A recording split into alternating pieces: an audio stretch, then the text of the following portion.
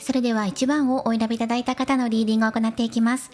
今回のテーマは、あの人が好きなあなたの魅力についてお伝えしていきます。よろしくお願いします。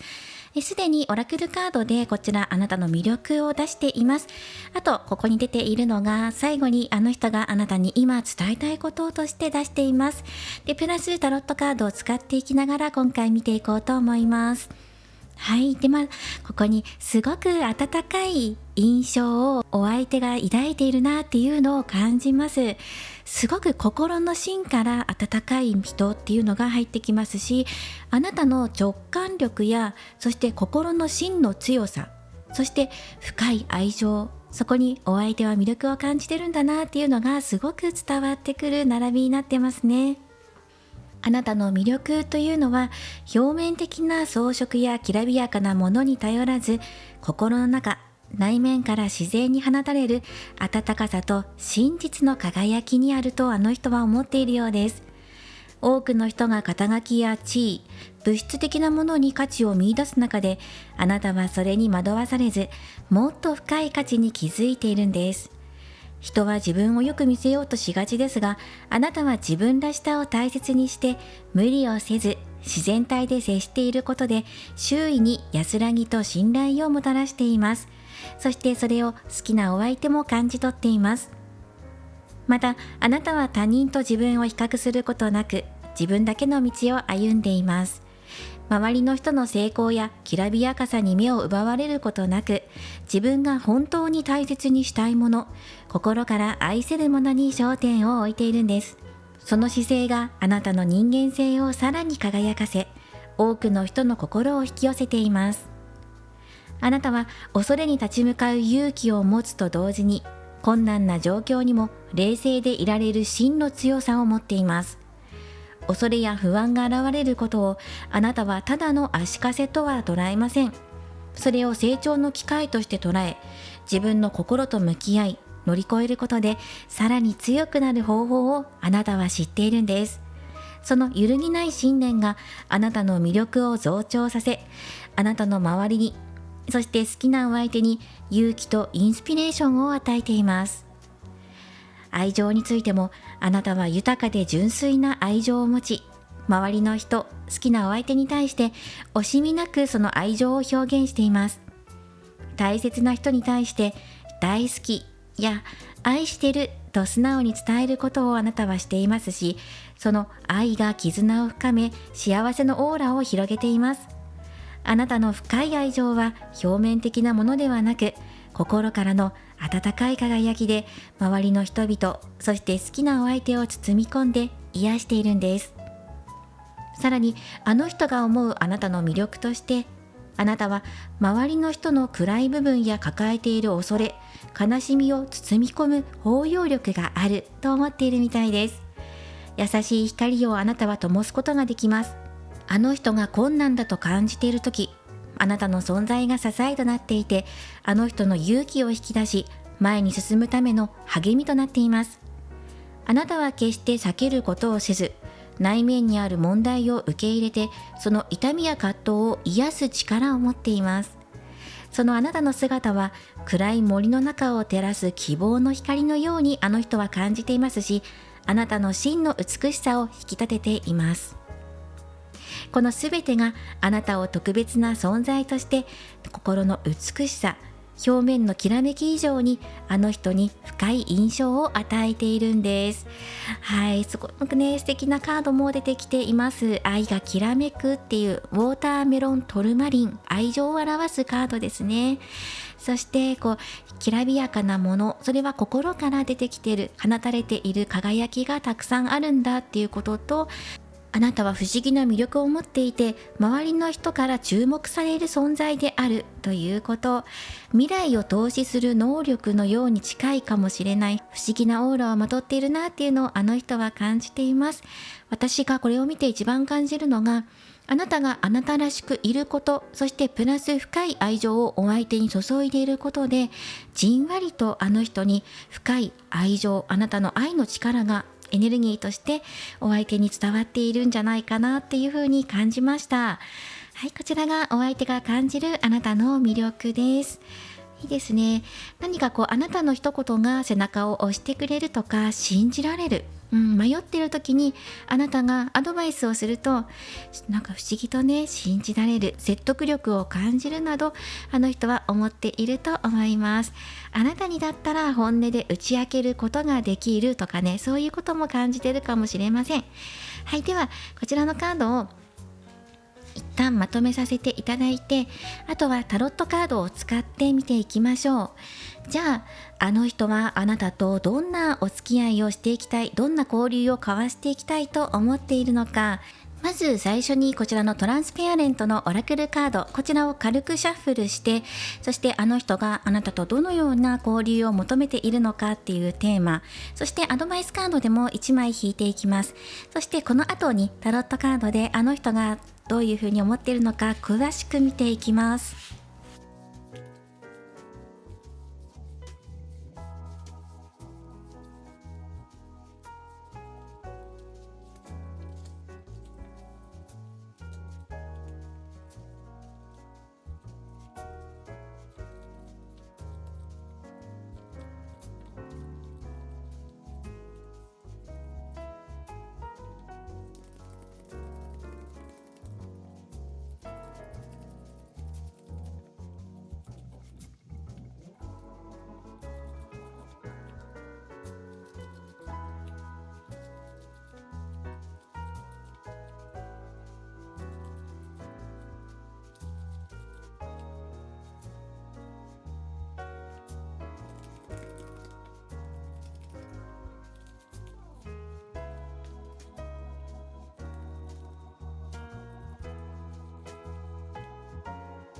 はい、ではあの人が望んでいる交流について見ていきましょう。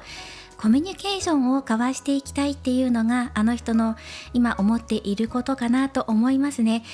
かなりね、ソードのカードが多く出ているので、あなたとメールや LINE とか DM とか文章や、あと言葉ですね、通話をしたりとか、はい、直接会ってお話ししたりとか、その言葉を使ったコミュニケーションっていうのを強く求めているなというふうに思いました。もっとおしゃべりしたいなとか、あとメールのやり取りをしていきながらお互いのことを深く知っていきたいんだっていう、そういうのが今一番伝わってくるなと思いますね。そしてあなたもお相手と一緒にいると気持ちが落ち着くとか、安心できるとか、癒しっていうのが入ってきますね。やはりお相手の中であなたって癒しの存在、可愛い天使のような存在として見られているんですよね。お互いが今癒し合っているというか、二人きりになるとすごく幸せな気持ちで包まれるとかね、もうすでに二人で一緒に時間過ごしているっていう方もいると思います。穏やかに二人の時間が流れているっていう現状も出てきていますし、お相手の方もあなたに向かって積極的にアプローチしていきたいとか、これからももっと仲良くなっていきたいとかね、今の関係性よりさらに仲良くなりたいなっていう気持ちが強くなってきていますね。すごく今流れがいいんじゃないかなと思っています。お相手の方からの声かけだったりとかお誘いっていうのもあると思いますし、あなたの方からも誘ってみようかなって気軽にやり取りし合えているような、そんな気がしましたね。そして今そのお相手の中で気になっていることっていうのがカップの4番です。今の2人の関係性ってすごく癒し合ってるし、落ち着いてるし、お互い心の支えとして存在し合ってるし、いいなっていうふうに思ってるんだけれども、やっぱり今の関係性から自分的にはね、欲を出して次の一歩っていうところを目指していきたいなっていうのがお相手が今気にかけていることですね。あと最近連絡取り合えていないっていう方は、そろそろ連絡欲しいなっていう風に、連絡待ちっていう感じもします。あなたから連絡来るの待ってるよっていう感じもするので、そう待ちきれなくてお相手の方から連絡しちゃったとか、そういうことにも近未来になっていきそうですね。もっと一緒にいたいなっていう気持ちが強くなっています。そろそろ抑えが効かなくなってくるなっていう感じです。あの人の中でお預けをもらっているとか、待たされているっていうような感覚になっているかもしれないですね。今の関係性も悪くはなくて穏やかに流れているんだけれども、でも自分としてはやっぱりあなたにもっと褒めてもらいたいし、あなたに見つめてもらいたいしって、自分のことだけ見てほしいしっていう感じで、ちょっとムクムクとね欲が出てきているような、そんなね可愛らしい微笑ましいようなお相手の一面っていうのが見えていますね。私についてきてっていうような、リードしてくれるような頼もしいお相手だと思いますし、そしてあなたもねここにソードを持ってますよね。剣を持っていて、この、戦う女性戦士、女戦士のカードなんですね。あなたも自分の意思っていうのをしっかり持っているし、時にはそれをお相手に預けることもできるんだと、自分の芯を持っていきながらも時々お相手に合わせていきながら、その合わせるのが上手な方っていうのが入ってくるんですよね。自分の意思だけで全て押し通そうとするわけではなくて、時にはね剣を鞘にしまってお相手に預けたりとか、時にはお相手が困っている時は手を差し伸べたりとか、そういう勇気行動力っていうのもありますしね。うまくバランスとってあなたはやってらっしゃるんじゃないかなと思うんです。だからここに癒しのカードが出てきてるんだなと思いますね。早く会いたいなっていうのがお相手のお気持ちとして入っています。なのであなたに会いに行って、あなたが温かく迎えてくれる、そんな関係性なんじゃないかなと思っています。そしてお相手がこれからどんな風に動いてきてくれるのかっていうところで、ペンタクル7番のカードが入っていますね。これは関係性をより良くしていくために考えるっていうカードです。なのでお相手の意思としては、自分から動いていってコミュニケーションを交わしながら、あなたと良い関係性を築いていきたい、ただいまおかえりっていう言い合えるような、もっと深い仲になっていきたいっていうのが出てきていますし、そのために動いていく、動きのあるカードが入ってるので、自分で積極的に動いていくっていうのが出てきてるんですね。なので今一度もう一度お相手の中であなたと良い関係性になっていくためにっていうことで考えてるんだと思います。そして仲良くなりたいからどんどんメールを送ったりとか声をかけたりとかするだけじゃなくて、もっとしっかりと誠実にあなたと向き合って確実に一歩ずつ踏み込んでいこうっていう、そういう風なお気持ちも出てるんだと思います。お相手からの動き、これから楽しみにしてください。あと褒めてほしいっていうお相手の本心っていうのも出てるので、こんなところ素敵だよとか、あなたのこういうところ素敵みたいな感じで、あと何でもいいのでお相手のこと褒めてあげること、お相手が自慢してくるようなことがあると思うんですよ。今日こういうことあってさとか、最近仕事頑張って成績良くなったんだよとかっていうのを聞いたら、よかったねおめでとうっていう風に純粋に言ってあげると、すごく飛び跳ねるように心がねウキウキと喜ぶと思います。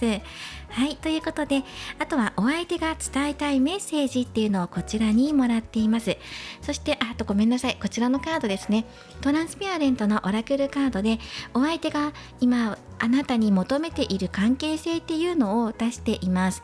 テーマカードです。冒頭にお伝えするのが漏れてしまって申し訳ありません。こちらのカードがそのアーティストのカードなんですね。いろんな光が後ろに描かれています。様々なことを表現していきたいっていうことを表しています。今そのエネルギーとしては太陽のエネルギーを持ってるんです。明るいエネルギーですね。そして活発的に自分から動く、活動的に動いていく、光り続けていく、眩しいほど輝いていきたい、前進していきたいっていう、そういうことも表しているので、お相手がやっぱり動く、自分から活発的に太陽のように明るく成功に向かって動いていくんだっていうことは出てきているし、やっぱりお相手が望んでいるお互いの関係性っていうのもより明るいものを求めているんじゃないかなって思いました。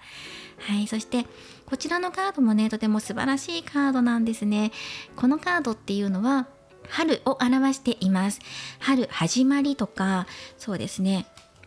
なので次の季節が移り変わる頃には、今これをリアルタイムでご覧になっている方は秋ご覧になっていると思うので、次の冬になるまでには良い関係性になっていたいなっていうお相手の願望が出てきていたり、またこれは未来を考えるっていうカードでもあるので、そしてこちらもね、関係性が始まっていく、新しい喜びのあるで、春のように陽気で温かい、そんな関係性になっていきたいんだっていうお相手のね、このお気持ちっていうのが出てきていますね。すごく喜ばしいこと、温かいことっていう風に出てきていますので、あなたの今のこの癒しの力、私って癒しの力持ってるんだっていうことに対して、ここを押さえておいてください、ね、このままのあなたで大丈夫ですよっていう風にお相手が伝えてきてくれています。では、お相手があなたに今伝えたいことっていうのもここにメッセージもらっています。そしてプラスここに今シャッフルしてカードを足していきました。こちらはアドバイスカードとしてもらっていきましょう。まずはお相手が伝えたいことです。まずアクセプタンスのカードも入っていますね。カード重ねていきますね。たくさん今回出しています。はい、光のカード、そしてこれもね、やはりたくましさ、自分で動いていくっていう動きのあるカードです。あとはグリーンアポフィライト、本当の自分に気づくというカードが入ってきています。こちらからお相手が伝えたいメッセージもお伝えしていきましょう。あとはやっぱり始まりっていうカードも出てきていますので、あの人からのメッセージ、今あなたには全ての感情をそのまま受け入れてほしいと思っています。アクセプタンス、受け入れる、自分自身を受け入れるっていうカードですね。無理に抑え込んだり、いい悪いと判断するのではなくて、ただそのまま感じてみてほしい。そうすることで君自身の力がより輝き出すと思っている。君は人と人をつなぐ虹の架け橋のような存在だよ。君がいることで周りの人々が癒されているんだ。時には少し立ち止まって深呼吸して、自分が天と地をつなぐ光の柱になっている様子を思い描いてみてほしいな。人生は短距離走ではなく長い道のりだから、目の前の小さな浮き沈みに惑わされず、君が本当に望む道を進んでほしいと思っている。どんな困難があっても君の夢は決して消えることはないから。今こそ心の声に耳を傾けて、本当にやりたいことを見つける時期だと感じ取ってほしい。君が自分らしくいるほど素晴らしいチャンスが巡ってくると信じているんだ。そして君が今まさに本当の自分へと生まれ変わろうとしていること、その変化が君にとってかけがえのない宝になると私は思っている。どうか自分自身の本当の願いを聞き入れて、このまま進んでみてほしい。これが今お相手が伝えたいメッセージです。それは2人の関係性を前に進めていってほしいっていうことかもしれないし、本当のあなたの心の声に従って動いてほしいっていうことも伝えたいのかもしれません。ではアドバイスカードです。アドバイスカードは、勧誘、お誘いのカードですね。誘ってくれるの待ってるよっていうカード、そしてこちら鳳凰のカードも入ってきています。もしかしたらお二人の今の関係性っていうのは、ここに出ている通りに、教える人、教えられる人のように立場があるのかもしれません。社会的な立場で上司と部下のようにね、あと社長と社員のように社会的に役割がそれぞれあるかもしれない。だけどそれを乗り越えてお誘いしてねっていう風に出てきていますね。お相手ね、甘えてますね。あなたにね、もうゴロニャンって甘えてて、あなたから来てくれるのを待ってるって、このカップの4番もここに出てきていたので、お誘いを待っているんですよね。でも待ちきれなくて自分からアピールしちゃうような、待ってますよアピールかもしれないし、誘ってほしいなっていうのをふんわりと伝えてくるような、そんな動きも出してきそうな感じですよね。微笑ましいなと思います。可愛らしいとか微笑ましいっていうイメージが入ってくるので、もしかしたらお相手の方が立場は上かもしれないけど、甘えん坊さんのようなね、要素を持っている方なのかもしれません。年下さんだったりとかね、見ていて微笑ましいなって思えるような、そんな魅力的なお相手なのかもしれないですね。誘ってほしい。そしてやっぱりあなたがみんなに対して親切、深い愛情を持って接しているっていうのがここに伝わってきています。あなたがね、誰かに導くような立場なのかもしれない。相談をよく受けたりとか、人を導くようなお仕事をされていたりとかするのかもしれないですね。その姿をお相手も応援しているし、自分だけ見てほしいなっていう気持ちもね、本心としてはあるんですけど、やっぱりあなたがみんなと仲良くしているところを見ていていいな、その中に入っていて、いずれは自分だけを見てほしい、そういう時間を作ってほしいなとも思っているし、立場を超えたいっていうこともやっぱりここで出てきていますし、そしてなかなかその立場をすぐにはね超えていけないんですっていう方も安心してください。ゆっくりと関係性を育んでいきたいなっていうお相手のお気持ちも出ていたので、2人で毎日交わし合う会話の一つ一つを大切にしていけば、おのずとデートできたりとか、2人きりになれたりとか、お相手を誘うチャンスっていうのが見えてくると思います。困った時はあなた自身が誰かを頼って相談したりとか、誰かの意見を聞くのもいいと思いますね。こちらのアドバイスカードもぜひ参考にしてください。そして全然ね、私よりお相手の方がしっかりしてるんですっていう方は、あなたが逆に甘えていってもいいんじゃないかなっていう、そういうメッセージでもあると思いますね。はい、今ここお相手との関係性で今ご覧になってください。ではお選びいただいたオラクルカード、こちらのカードからもメッセージをもらっていきましょう。このカードはワンダーのカードです。人生に思いを馳せるとその度に奇跡が訪れますというメッセージです。このカードを選んだあなたは、今日の世界を驚きの目で観察するという優しい挑戦を受け入れたというメッセージがここに入ってきています。少し立ち止まって静かに周囲を見つめてみてください。そうすれば毎瞬ごとに小さな奇跡が起こっていることに気づくことができるでしょう。子供のように純粋な心で目の前のすべてに感動し、喜びを見出すことができます。どんなに小さな出来事でもあなたに驚きと喜びをもたらす力を秘めています。一歩一歩進むたびに驚きの目で世界を眺め、人生の本当の美しさに気づくことでしょう。可能な限りスクリーンの時間を驚きの瞬間に置き換えてみましょう。テレビやスマホに向かう代わりに、夕日や星空を見上げたり、自然の音に耳を傾けたり、そばにいる人の存在を感じてみてください。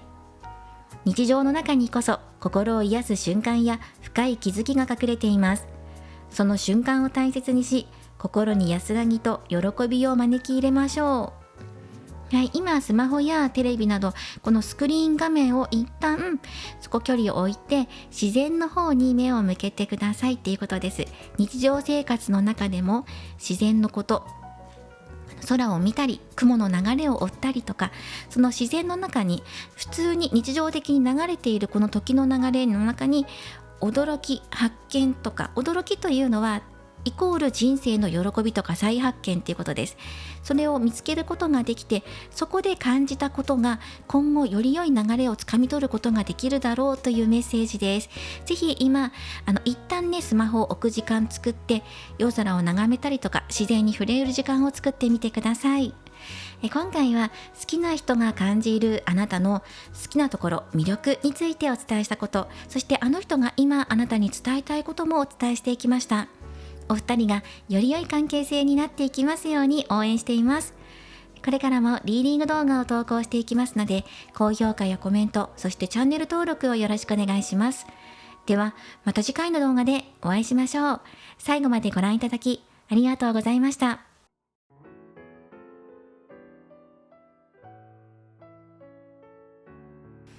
それでは2番をお選びいただいた方、リーディングを行っていきます。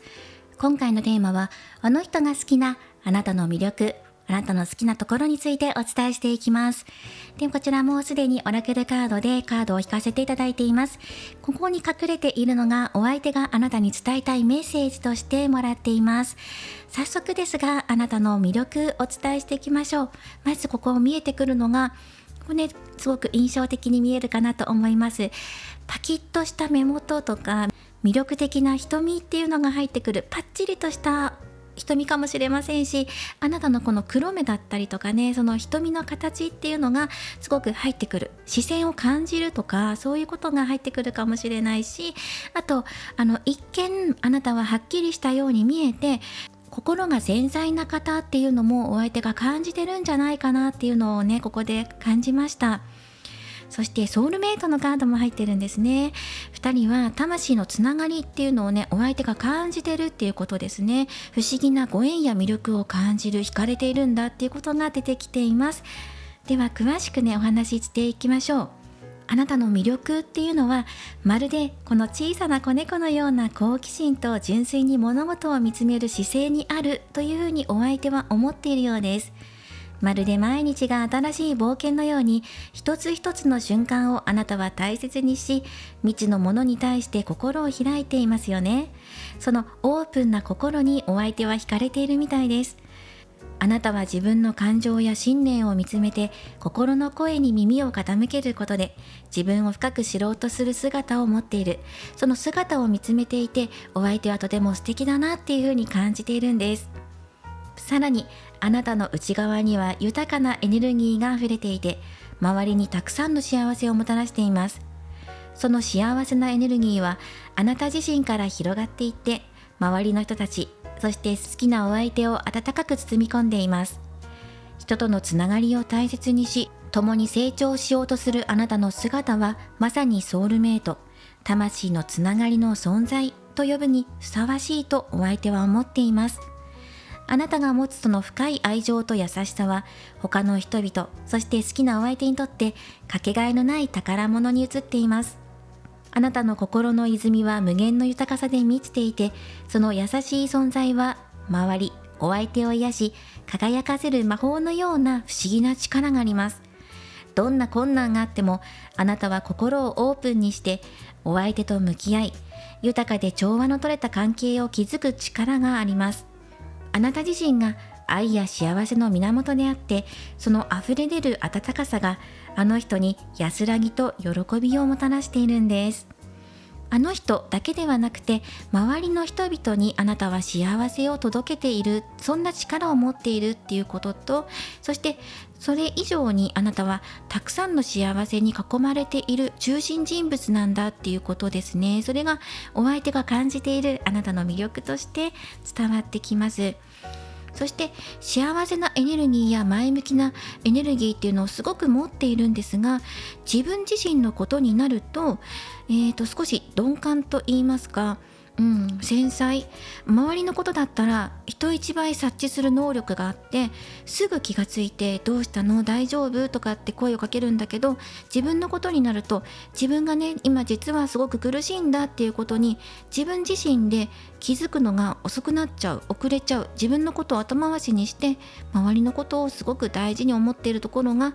あるから、そういうところは少し心配に思ってるよって、そういうお相手のね気持ち見ているよってことが伝わってきます。以上がお相手が感じるあなたの魅力ですね。このアバンダンスね、豊かさのカードも入っていますし、ソウルメイトのカードも入っているので、やはりどこかほっとけないっていうふうに思っていたりとか、あと豊かな魅力っていうところもね、お相手はちゃんと見ているよっていうところも入ってきますし、あなたがたくさんの人に囲まれていて人気がある人とかっていうのも思ってるでしょうし、そしてそんなあなたが自分を見つめてくれているっていうのもね気がついているみたいです。ではトランスペアレントのオラクルカード、そしてタロットカードやその他のカードを使っていきながら、お相手が今後あなたとどんなお付き合い、どんな交流をしたいのかっていうのをね見ていきます。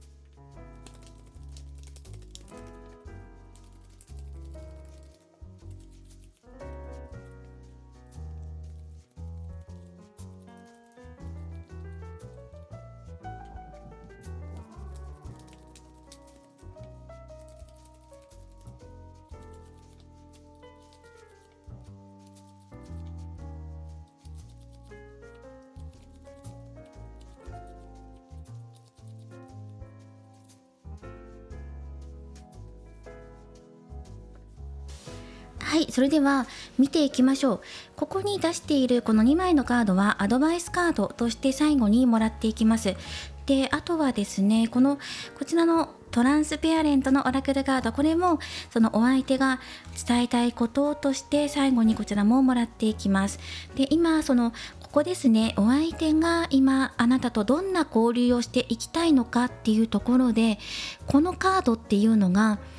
熊のカードなんですよね。で、この熊のカードっていうのがその何かに耐えるとか、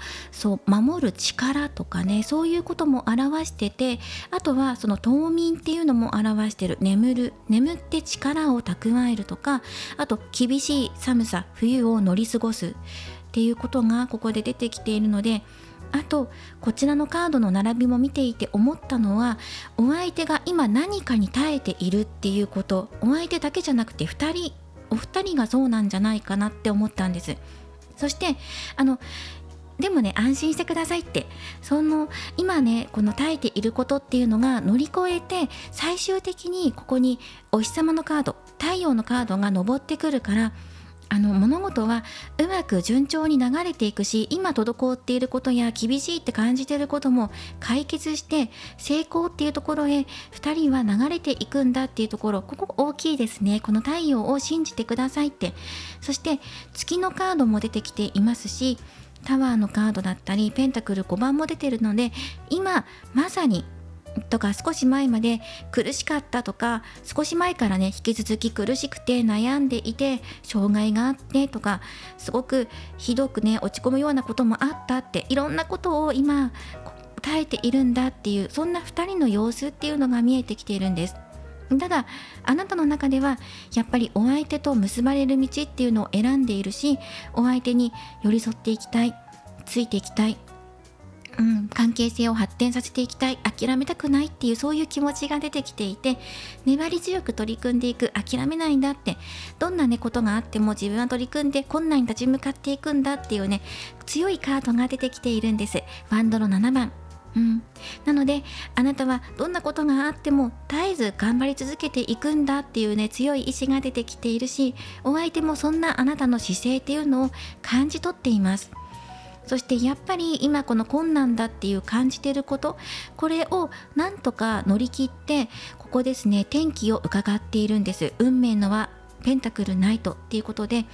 2人で地道にコツコツと進めていけば、いずれこの暗闇から霧が晴れて、そして晴れ間が出てくるだろう、朝日が昇ってくるだろうっていうことを感じている。だからこそ諦めきれないとか、ここで投げ捨てるわけにはいかない。なぜだったらソウルメイト、深いご縁を感じている、あなたに感じているから手放したくないんですよね。辛いことがあったりとか、心苦しいこと、あと状況的に厳しいっていうこともこのペンタクル5番で伝えてきてくれているので、今この障害になっていることっていうのが目に見えてわかる苦しさや困難、障害、壁っていうのが出てきてるんです。経済的なことかもしれないし、例えばね、これ冬眠のカードも出てるから、体調を崩していたりとか、このペンタクルっていうのは肉体のことも表しているので、体調不良を起こしていてなかなか会えないとか、今出張転勤とかで離れて遠距離になっていますとか、すぐには会えないようなことになっちゃいましたとか、突然の出来事が起きて対応がうまくできなくて遅れていますっていうのが出てきてるんですね。この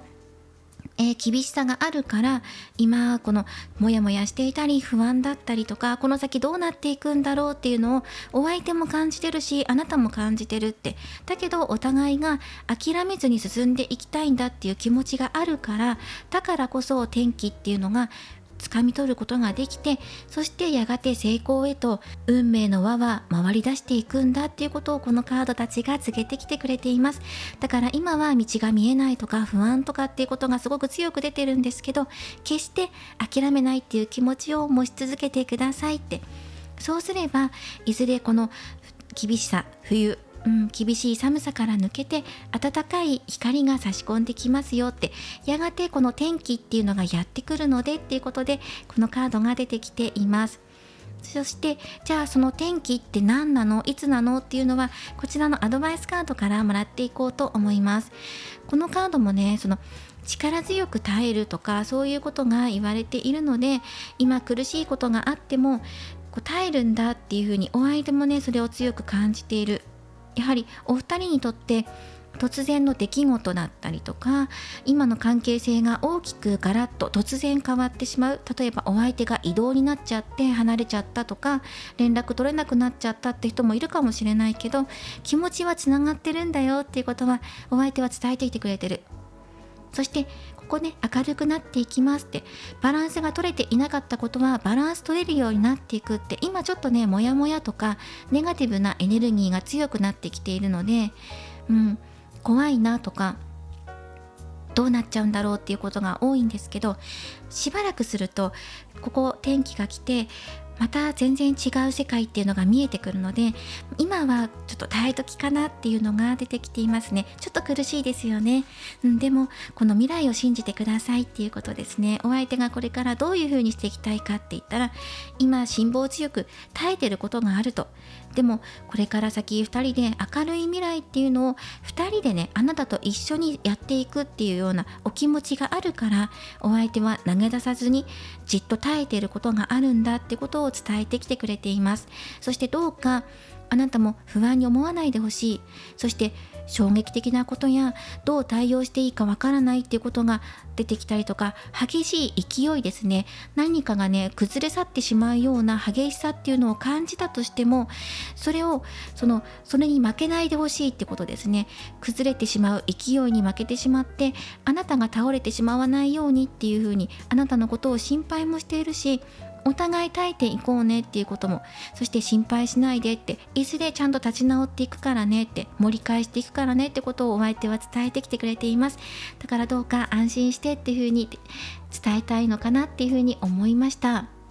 そしてこちらお相手が伝えたいことも、これ風のカードなんです。そしてこの風のカードっていうのが、例えば情報の混乱だったりとか、ちょっと混沌としたことっていうこと、あと勢いの強いものっていうのを表しています。予測不可能なこと、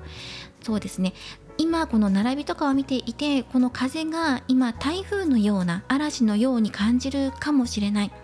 そういう出来事が起きるかもしれないし、起こってるかもしれない。でもこの嵐はずっと一生続くわけではなくて、通り過ぎてしまえば、あとは2人でね穏やかな世界を作り上げていくところになっていくんだっていうことを伝えたいんだっていうふうに出てきていますね。嵐はやがて去っていって太陽が昇ってくるっていうこと。あとはお相手からのメッセージです。フォーチューン、未来を表すカードですね。未来、お相手もやっぱりこの先のことっていうのを強く伝えてきてくれてるんです。先が明るいっていうことを信じてるから耐えてるとか、そうですね。あとスターシードのカードも出てきています。やっぱりこのつながりですよね。目に見えないご縁だったり、離れていてもやっぱり気持ち通じてるんだよっていうことを伝えたいのかなっていうのも感じられますし、あと楽しもうっていうモルダバイトのカードも出てきています。はい。で、こちらのカードからのメッセージをお伝えしていこうと思います。どんな困難があっても大丈夫。まずね、厳しいなって思うことがあったら、一旦避難して自分の身を守ってもいいよって、距離置いてもいいよって、厳しいことからね、距離置いてもいいっていう風にお相手が伝えたいっていう風に言ってきてくれています。そしてお相手が伝えたいことっていうのが、まずこのフォーチューンのカード、あなたの中に豊かさがどんどんこれから流れ込んでいくんだ。幸運や繁栄もあなたが心を開けば自然とやってくる。焦らず日々の小さな出来事にもしっかり目を向けてほしい。積み重ねたその瞬間がこれからね、今積み重ねていって、この先積み重ねたその後、やがて大きな幸せが運ばれてくる。それを信じてほしい。そして何より大切なのは今を楽しむこと。過去を振り返ってとか、悲しいことを振り返って悲しい辛いとかっていうふうに思うのではなくて、いかに楽しむかっていう気持ちが大切なんだ。子供の頃みたいに無邪気にやりたいことに素直になっていいんだよ。あなたが心から楽しむことがあなたの本当の輝きを引き出してくれるんだ。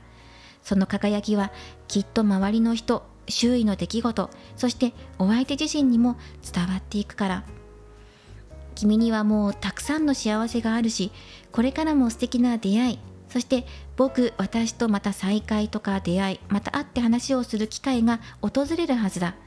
ありのままで自然体のあなたでいてほしい。あなたが自分を大切にすることで素晴らしい未来が引き寄せられていくっていうことを信じている。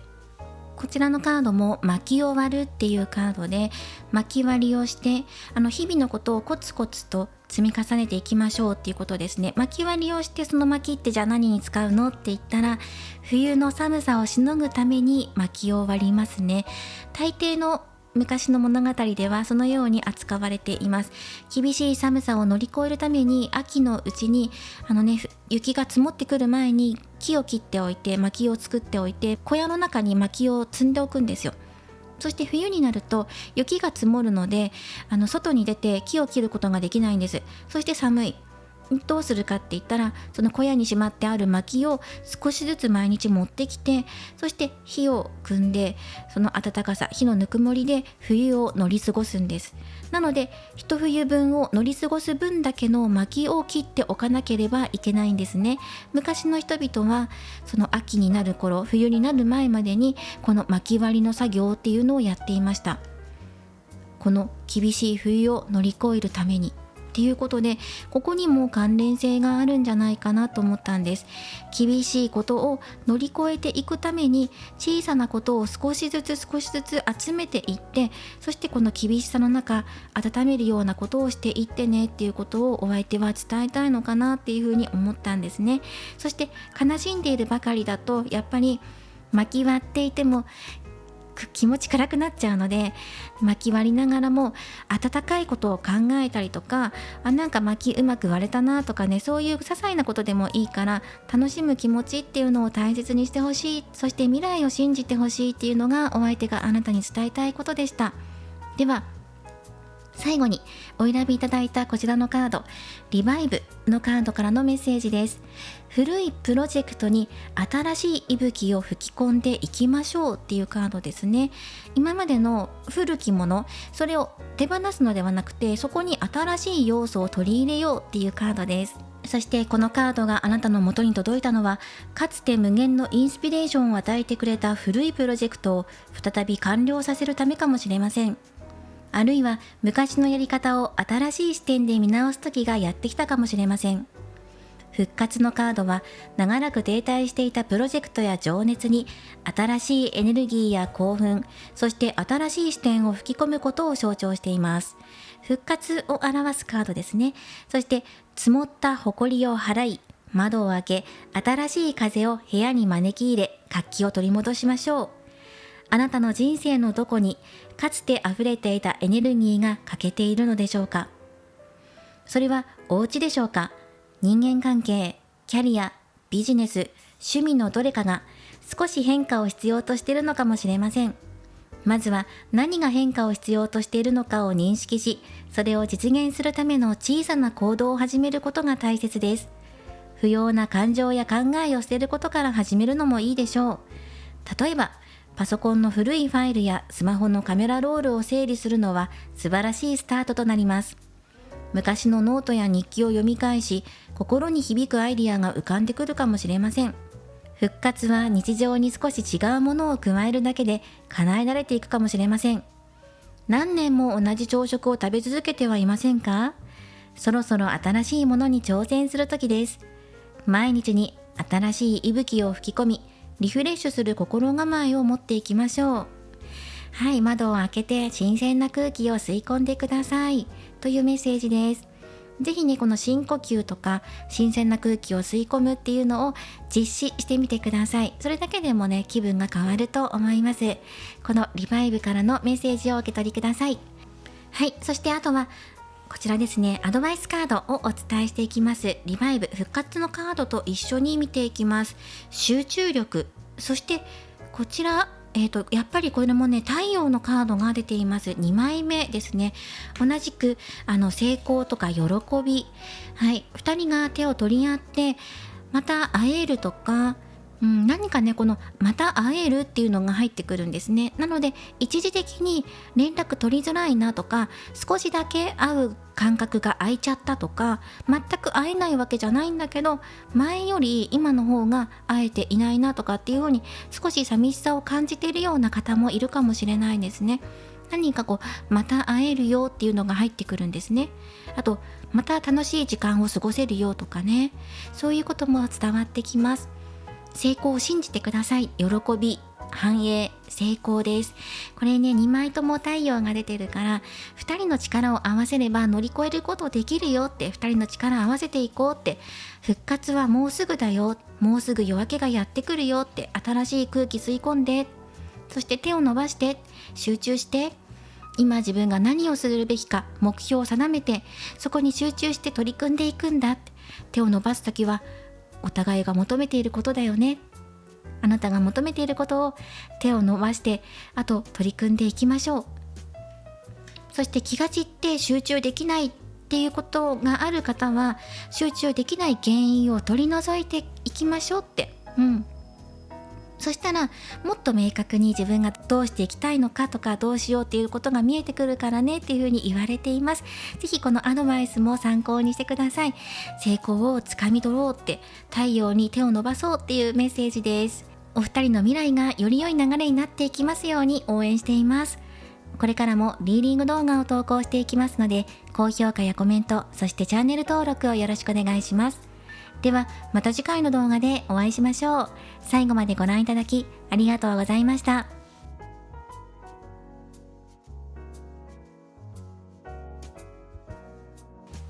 では3番をお選びいただいた方、リーディングを行っていきます。今回のテーマは、あの人が好きなあなたについてお伝えしていきます。あなたの魅力を存分にお伝えしていきます。どうぞよろしくお願いします。そしてもうこちらに、あの人が感じているあなたの魅力をオラクルカードで出していることと、ここに伏せているのが、最後にお相手が今あなたに伝えたいこととして、ここにメッセージをもらっています。まずここから感じることっていうのが、あなたがまず瞳を閉じているっていうのがちょっと気になったんですね。それは悲しいことがあったのかもしれない。見たくないものを見てしまったとか、今自分の心が傷ついているので自分を守りたいとかかもしれない。自分の心をよく見つめて答えを出したいっていうふうに思っている方、悩みから抜け出したいっていうふうに思っている方もいるかもしれない。何かあなたが落ち込んでいたり泣いているっていうのをお相手が感じ取っているように思ったんですね。伝わってきたんですね。なのでちょっとここがね気がかりだなっていうふうには感じたんですけど、それも踏まえてね、今そのお相手が感じているあなたの魅力伝えていきますね。ただね、不安に思わないでいただきたいのは、今そのお相手があなたのことを心配しているっていうことは入ってきてるんですけど、もともとあなたはみんなに愛されている存在なんだっていうことをお相手が感じているっていうことです。あなたが愛されているっていうこと、その理由はあなたの豊かな魅力にあるとお相手は思っています。深い瞑想を通じて、あなたは心の中の静けさと気づきをもたらすことができる。まるで一瞬一瞬が輝くような存在だとお相手は思っています。あなたの心はまるで広がる空のようで、思考はその中を流れる雲のように自然と流れていきます。そんなあなたの穏やかな姿が好きな人に安らぎをもたらしています。また、あなたはどんな困難な状況でも信じる力を持っています。未来に希望を抱き、人生の流れを受け入れ、信頼を寄せるその姿が好きな人に勇気と安心感を与えているんです。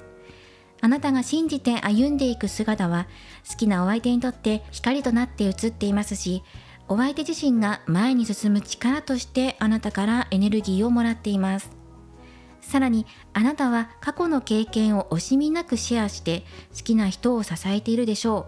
う。そのリーダーシップは完璧さを求めず、むしろ自分の持つ強さと柔軟さを生かしてお相手に寄り添うものです。あなたが最初の一歩を踏み出すことで、好きなお相手も自信を持って歩み出す勇気をもらっています。共に歩んでいきたいっていうエネルギーやお気持ちをお裾分けしてくれるあなたというふうに見えています。そして最後に、あなたは自分の本質を表現することを恐れません。あなたの好きなこと、経験してきたこと、それらすべてが好きな人に癒しとエネルギーをもたらしています。あなたが自分らしさを大切にしていくことで、好きな人が励まされ、新しい道を見出していきます。あなたの存在が好きな人にとってどれほど貴重で愛されているのか、どれほど尊いのかということを忘れないでほしいとあの人は思っています。落ち込むようなことが最近あなたの中であったのかもしれない。だけど忘れないでほしいって、自分自身の魅力について忘れないでねってお相手が言ってきてくれてるんですね。かなり気をかけてくれているんじゃないかなって思ったんです。そして今最近の落ち込んでいるあなたの他にも、もともと持っているあなたの魅力っていうのも十分伝わっているってことをお相手は言ってきてくれてるし、何よりもあなたのエネルギーがお相手に注ぎ込まれてきて、2人でシェアしたりとか、2人で進んでいきたい、何かね前向きな力をもらえるとか、落ち込んでる時にあなたからエネルギーをもらったことで自分も勇気をもらえたんだって、そんなきっかけがあったんだよってことを伝えてきてくれています。はい、こちらがお相手が感じるあなたの魅力ですね。ただその魅力の中に何か今お相手があなたを心配しているとか、あなたが落ち込んでるんじゃないかっていうのをね、このカードたちから今感じ取ったんですね。はい、そしてあとは、トランスペアレントのオラクルカードやタロットカードなどを使っていきながら、お相手がこれからどんな付き合いを、どんな交流をあなたとしていきたいと思っているのかっていうのを深く見ていきましょう。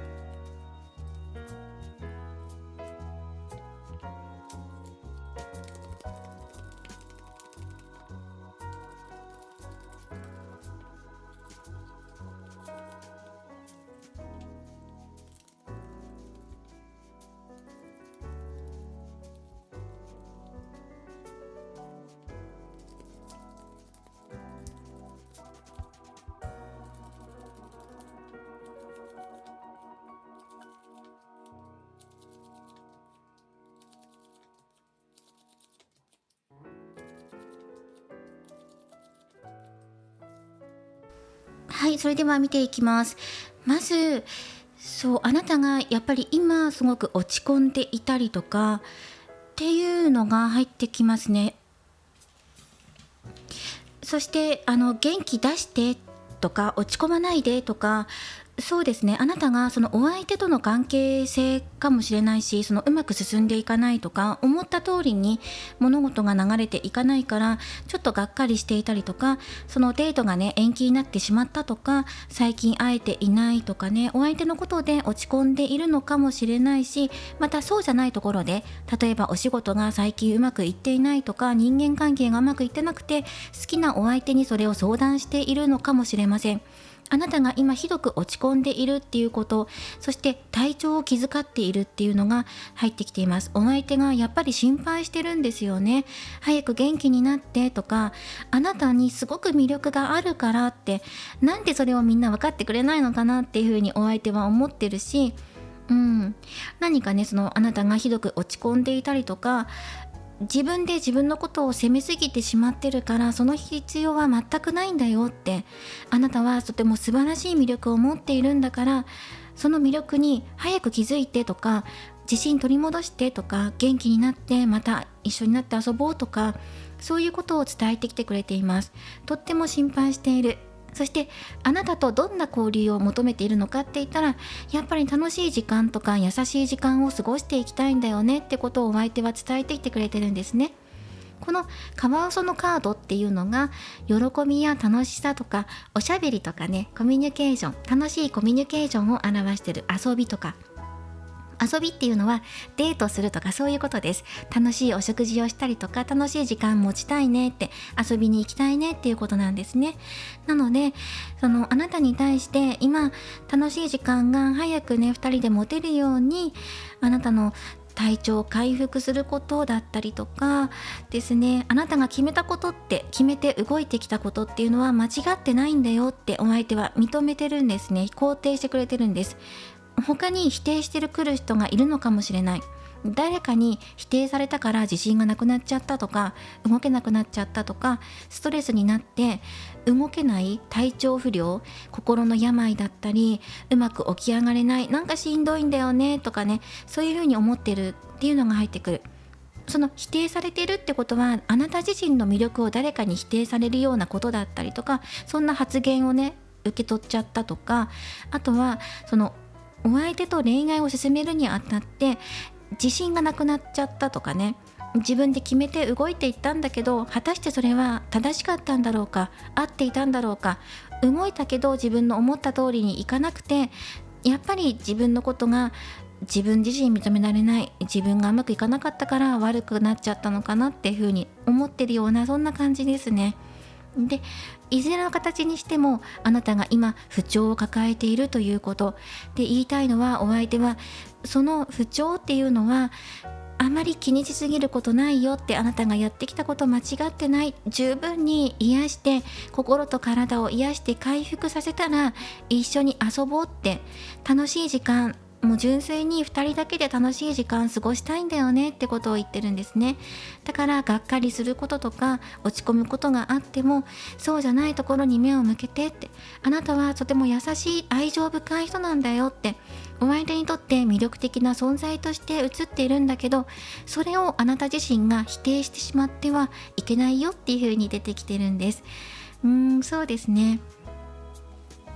あなたが決めて考えて動いてきたことって間違ってないんだからねってことを言いたい。これ多分すごく強く入ってくるので、あなた自身が今まで自分が決めたこと、動いたことに関して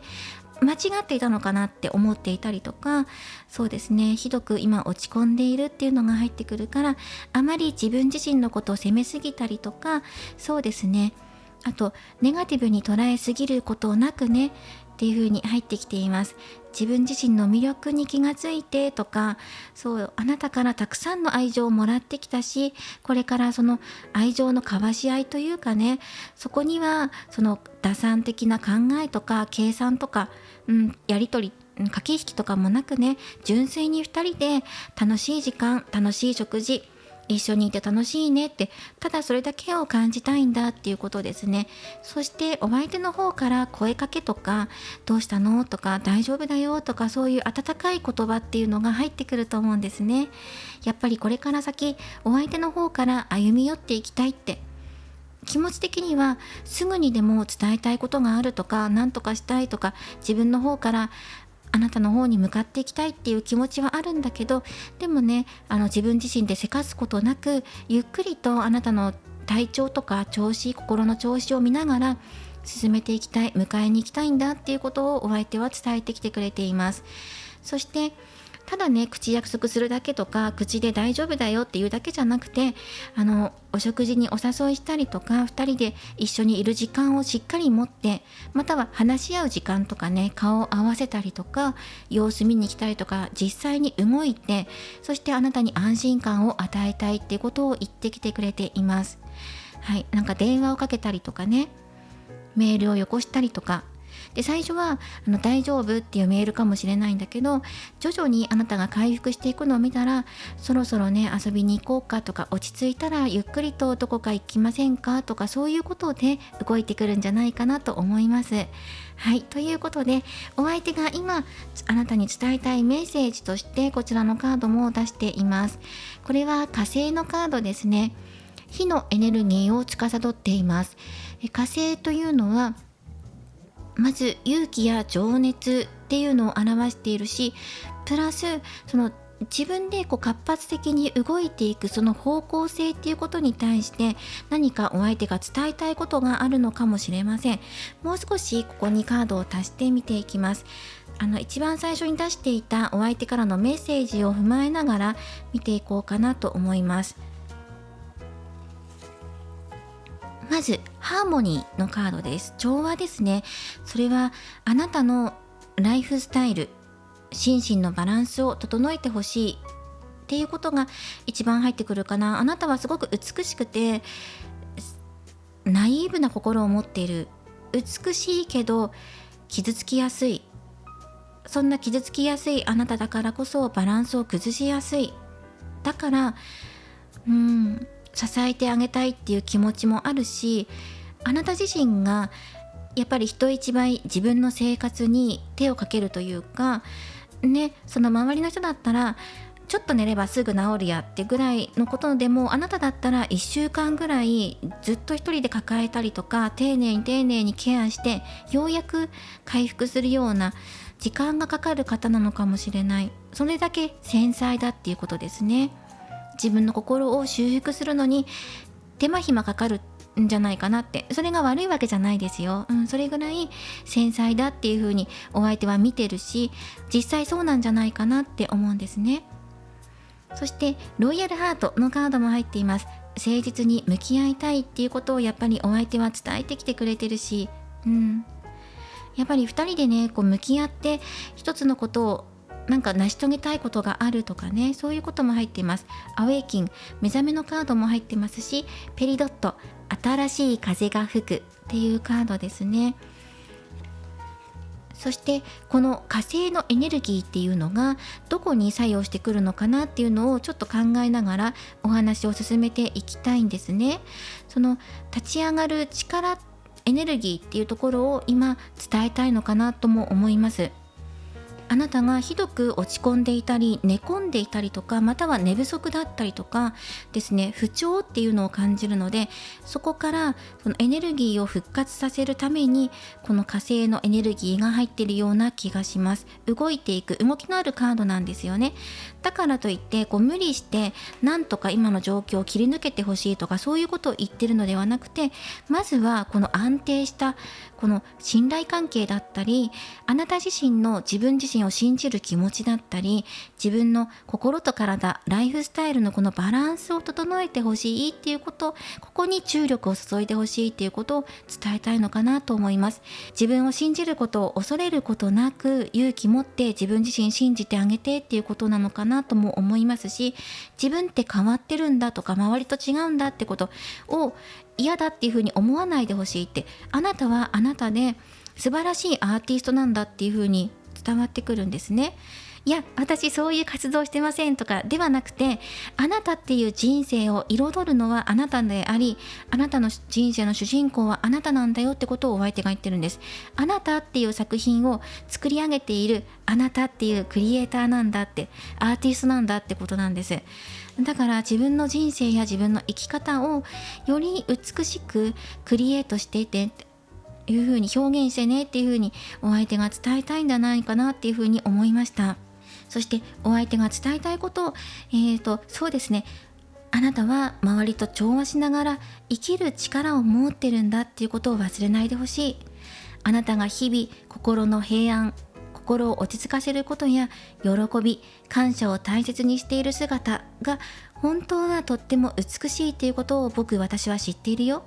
時にはバランスが崩れることもあるかもしれない。それが今かもしれないが、そんな時こそ自分にとって本当に必要なことを見つめ直して心の調和を取り戻してほしいんだ。君は心、魂の記録とつながっていて、そこから大切な知恵や英知を受け取っているんだと思う。すでに運命づけられた出会いや経験が君を導いているんだ。今歩んでいる道を信じて、君の心、魂が果たすべき役割に向かって心を開いて進んでいってほしい。君にはサポートしてくれる人がいるから頼ってもいいんだよ。君の誠実さや忠実な気持ちというのは周りの人たちにも伝わっていて、君を大切に思ってくれる人たちがたくさんいる。その関係がこれからもっと素晴らしいものになっていくはずだ。そして君の努力も報われて成功が目の前にやってくるだろう。私は君が目指してきたものが形になる瞬間を楽しみにしている。そして私と手を取り合ってこれから先の人生ね、歩んでいきたいっていうふうに思っている。今君の人生に新しい風が吹き込んでいる。君が今まで積み上げてきたものが実を結び、豊かさが君を迎えにやってくる。たくさんの注目やチャンスに不安や緊張を感じるかもしれないけど、君はその全てにふさわしい人なんだ。その豊かさを楽しんで自分を信じて進んでいってほしい。君がこれからも自分の道を進んでいくことを私は心から信頼している。どうか自分を信じてほしい。そしてあなた自身が美しい存在なんだっていうことに気がついてほしい。これから先の未来ね、新しい風が吹き込んでくるだろうって。だからその新しい風に乗って2人で流れていきたいよねって、そんなメッセージでもあります。はい、ゆっくりと眠っていいよって、安心して眠りな。そしてあなたが目が覚めた時には、そこは新しい風が吹き込んでいて、新しい世界が待っているからね。そこでお相手は待ってる。その少し先の未来の世界であなたのことを待ってるよっていう風に伝わってきます。では好転アドバイスです。はい、危険を逃れるっていうカードが入っています。危険なことから今察知して逃れてください。それは今不調に感じていることかもしれないし、まさに今何かネガティブな思いとか、そうですね、出来事っていうのがあなたの身の回りを囲っているんじゃないかなと思うんですね。それから逃げてください。避難して自分の身の安全の確保をしてください。もう泣かないで、泣かない方へ向かって、あと自分の安心なする場所へ向かって、無理してねこの場所にいる必要ないっていうこと。そしてジャッジメントのカードです。復活、刷新、再生、新しく生まれ変わる。そしてやっぱりあなたが今まで頑張ってきたこと、自分で決めて動いてきたことっていうのは間違ってないっていう判断してるよってお相手が伝えてきてくれてる。だからそれを信じてって。もしあなたがどうしてもねやり直したい、またあの時に戻ってもう一度違うやり方を試してみたいって思うんだったら、もう一度やり直してもいいって。そしたらあなたがやり直したいと思うのであれば、その道の結果っていうのはまた一つの答えや結果、素晴らしい結果になっていく、つながっていくから、それを信じてやり直してもいいし、それにあなたが決めてやってきたことは間違ってないんだよってことを受け止めてほしいっていう風に入ってきますね。まずは自分の身の安全の確保、体調面とか心の不調から回復してほしい。そのために逃れる、その場から離れることが今の好転アドバイスとしてお受け取りいただくといいんじゃないかなと思います。やがて一つの答えや結果、あなたにとって嬉しい結果となるでしょう。朗報がやってくると思うので、心、体のバランスを整えておいてください。そしてあとはお選びいただいたオラクルカードです。スティルネス。これは静けさ、心の平和を表しています。こちらからもメッセージをもらっていきましょう。静けさを受け入れ、宇宙の温かい抱擁を感じることを許していきましょう。未知のもの、知らないこと、不安なことに対しても穏やかな心で待ちましょう。静寂や眠りの中であなたが求める答えがささやかれるのを感じることができるでしょう。落ち着いた時間や眠っている最中にあなたが心から求めている答えがやがてやってくるのをあなたは感じることができるでしょう。眠りの中から見つけることができる。何かを成し遂げなければならないという圧から逃れ、すべてを委ねていきましょう。今日もう少しだけ手放すにはどうすればいいのか、少し後ろに下がって自分に必要な休息を与えるにはどうしたらいいのかを考えてください。目を閉じ、呼吸の感覚に意識を向けます。瞑想ですね。瞑想してその場所にじっと座っていること、そして心のメッセージや直感の導きを聞くことというのがあなたの心の平穏につながっていきます。常に忙しく動いている必要はありません。心も体も静かに穏やかにしていても大丈夫です。今は心穏やかに行くことっていうのを優先的に考えて、ゆっくりと時を過ごしましょう。嫌なことから逃げてもいい、逃れてもいい、その方が安全を確保することができるんだよっていうことですね。辛いことから今離れましょうっていうメッセージでした。そしてお相手が望んでいるのはやっぱり心からの楽しみとか、2人で純粋に遊びに行ったりとかね、楽しいねとか美しいもの見て美しいねって言い合える、そんな未来を望んでいるので、今あなた自身の回復をお相手は願っています。はい、ということで今不調を抱えているっていう方はまずは回復に努めてください。今回はあの人が好きなあなたについてというのをテーマにお届けしていきました。お二人の関係性がより良いものになっていきますように応援しています。これからもリーディング動画を投稿していきますので、高評価やコメント、そしてチャンネル登録をよろしくお願いします。ではまた次回の動画でお会いしましょう。最後までご覧いただきありがとうございました。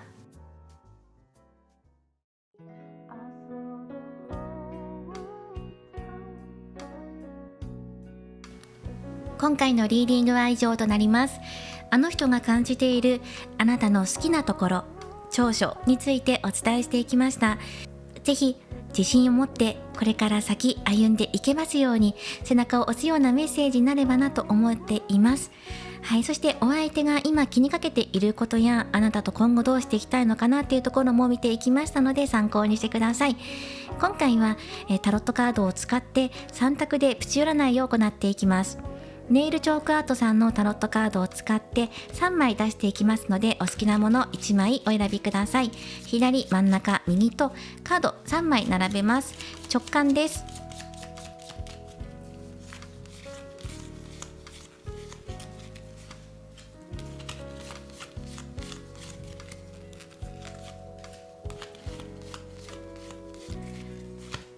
はい、こちらからメッセージをもらっていきましょう。今のあなたに必要なメッセージとしてお受け取りください。それはそのお相手とどうやったらうまくいくかなっていうことでもいいし、自分からもしアタックするんだったらどうしようかなっていうことでもいいし、またそうではなくて今の自分の生活状況をもっとね良くして落ち着かせていってっていう風に考えている方はどうしたらいいかなっていう風にご覧いただいてもいいです。フリーメッセージでお受け取りください。では左をお選びいただいた方から見ていきましょう。マジシャンのカードです。こちらのカードは可能性を表しています。また知恵や自信っていうのも表していますね。いろいろ学んだり知識を身につける、情報を集めるっていうこともいいでしょう。そこから何かを習得してあなたが自分の知識として身につけて、そしてそれから先どうしていこうかっていう行動につなげることができます。まずその知識を得るために情報を集めるっていうこともいいかもしれないですね。または今自分の持っている知恵、情報を使ってこれから先行動していくっていうことも表しています。そうですね、動きとしては少し早いかもしれないので、やりたいことがあったらパッとすぐ動いてもいいかもしれない。お相手に連絡取りたいと思ったらメール1通送ってもいいかもしれませんね。今回こちら、情報を収集することで、そしてそれを使って行動に起こしていくことっていうことがここから伝わってきます。はい、では、こちら真ん中をお選びいただいた方です。見ていきましょう。運命の輪です。こちらのカードのメッセージもらっていきましょう。幸運っていうのが入ってきますね。ラッキーなことがある、そして物事はいい方向へと向かっていくっていうことでメッセージが伝わってきます。たとえ今悪い方向に流れてる気がすると思っていたりとか、停滞することがあっても、そこから流れが変わって良い流れになっていくっていう風に伝わってきます。成功を信じて、で運気が上昇するっていうことなので、天気を逃さないようにしましょう。何か手に入れるものがあるかもしれません。ラッキーチャンスですね。あとここから伝わってくるのは拡大、ラッキーチャンスプラス拡大なので、このラッキーなことに目を向けすぎないでっていうことですね。この拡大っていうのが良いことも悪いことも拡大してしまうんですね。なのであなたが今ネガティブなことを考えていれば、そのネガティブな思いが膨らみやすくなっています。で、逆にポジティブなことを考えていれば、そのポジティブなことが広がりやすくなります。どっちを選びますかっていうことですね。でもちろん皆さんね、後者を選ぶと思うんですよ。前向きな流れにしていきたい、より良い流れを掴んでいきたいと思うのであれば、今その古くなってしまった考え方とか、もう手放してもいいよねって思っている感情とか、これつきまとっていてモヤモヤするんですっていうことを一旦手放してもいいかもしれない。わかりやすく言うと SNS に縛られているとか、やっぱり常一定時間見ちゃうんだよねとか、見てモヤモヤしちゃったりとか嫌なこと見ちゃったなっていうふうに思うんだったら、一旦そこから距離を置いてもいいとか、あとは人の噂話に流されてしまいやすいっていう方は一旦その人たちから距離を置いてもいいっていうことで、嫌だなって思ってることから距離を置くとか、手放す、考えない、手をつけないっていうことがいいのかなとも思います。そして右をお選びいただいた方です。エンペラー皇帝のカードです。こちらからもメッセージをもらっていきましょう。皇帝のカードっていうのは、自分自身を主張することとか、今ここにいる自分自身の存在を誇ることですね。誇り、自信っていうのが伝わってきます。または勝利。ある意味勝利っていうのも表してるかもしれない。この王の座を自分で手に入れたんだっていうことに自信を持つこと、今この場にいること、それが自分にとって今満足いっているものであれば、自信持ってそのまま取り組んでくださいっていうメッセージだし、いや今いる場所満足してなくて自分はこの座に座りたいんですって、勝利を目指して向かっていきたいんですっていう方は、ぜひ向かってください。ここに向かっていくにあたって自信持って進んでみましょうって、動いてくださいねっていうカードですね。自分に自信を持ってって、あなたの存在は唯一無二だよっていうことも伝わってきます。そしてあと、焦りは禁物っていうメッセージもここに入ってるかなと思うので、焦って何とかしようって思うのではなくて、ゆっくりと着実に、そして周りとうまく馴染んでいきながら、周りの人の話も聞きながら、周りを否定しすぎることなく、受け入れすぎることもなくいい塩梅で周りの意見をうまく取り入れていきながら進めてみてくださいっていう、そんなメッセージも込められています。ということで今回はこちらの3つのメッセージをお届けしていきました。参考にしてください。では今回も最後までご視聴いただきありがとうございます。いつも高評価やコメント、そしてチャンネル登録など本当にありがとうございます。励みになっています。今後もより良い動画投稿していこうと思っていますので、よりインスピレーションを皆様からいただいていますので、ぜひとも今後もお力添えいただけると嬉しいです。ではまた次回の動画でお会いしましょう。ちらでした。